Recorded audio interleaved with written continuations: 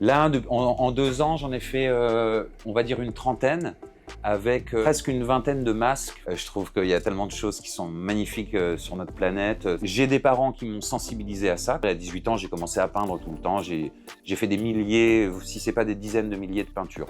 Il y a eu une époque où je ramassais des cartons à la poubelle et je peignais des fois jusqu'à 30 œuvres par jour. Là, j'ai trouvé une pollution qui est visuelle. Voilà, c'est des choses où je m'épanouis, mais en ayant un vrai sujet d'actualité. Avoir ces centaines de kilos de poubelles et moi retourner à la plage, ramasser des déchets, c'est vraiment le mythe de Sisyphe.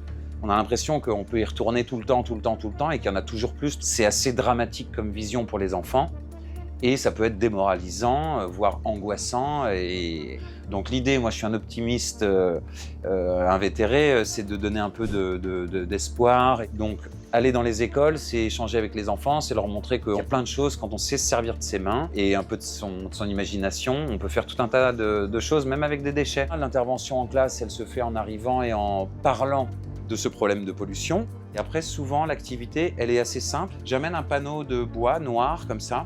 Par petits groupes, les enfants vont remplir ce poisson en plaçant les petits plastiques. Et du coup, l'hiver dernier, j'ai fait une dizaine de classes. Mon idée, c'est pas de donner des leçons, parce que moi-même, dans ma vie quotidienne, j'utilise du plastique. Je pense qu'avec le système que j'ai, si tout se passe bien, à la fin de ma vie, j'aurai ramassé l'équivalent juste de ce que moi, je suis censé avoir produit. On parle de 70 kilos de plastique par an et par Français. En 10 ans, c'est 700 kilos. En 50 ans, ça commence à faire beaucoup.